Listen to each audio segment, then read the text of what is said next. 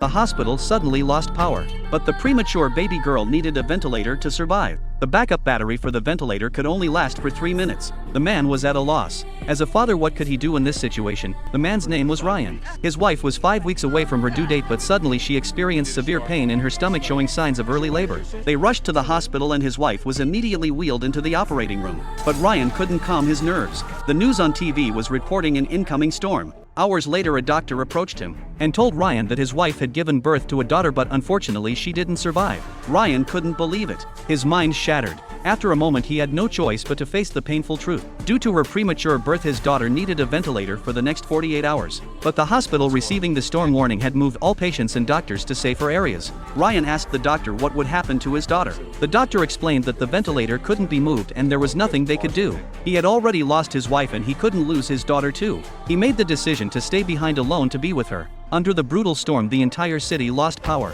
The ventilator's battery could only last for 3 minutes. Ryan rushed to the hospital's power room and found a small generator. However, the ventilator's battery was old and each recharge only lasted for 3 minutes. Ryan had to stay there generating power non-stop. Before that, he needed to make sure he had enough food. He set an alarm on his watch and headed to the cafeteria, but there was no food left. The cook gave him a can of luncheon meat. Ryan traded a lot of coins for it so he could use the vending machine to buy more food. Soon he realized his daughter's nutrition supply was running out. Unfamiliar with the hospital, Ryan wasted a lot of time searching for the necessary supplies. When he finally found the medicine storage, his watch beeped. He had to rush back to recharge the battery, then go back to grab more nutrition for his daughter. He took as much as he could.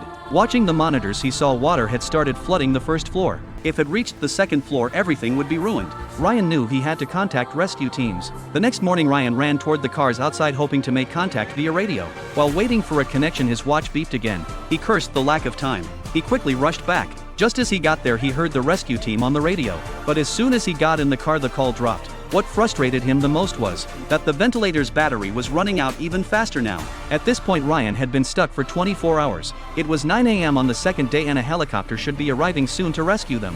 But to his shock, the helicopter was shot at and had to change direction to save another group of people first. Now the ventilator's battery life was even shorter. Time was running out. Maybe it was Ryan's fatherly love that moved the heavens. He saved a dog from the storm. The dog, sensing Ryan's kindness, came to the hospital room where he was with his daughter. This dog was a rescue dog. It knew exactly what medicine Ryan's daughter needed and brought it to him. With the dog's help, Ryan stayed awake for 48 hours, continuously keeping the ventilator running. Finally, the time came. With a heavy heart, Ryan unplugged the ventilator. When he heard his daughter cry, his heart was finally at peace. He collapsed from exhaustion. With the dog leading the way, rescue workers arrived. And so father and daughter were saved.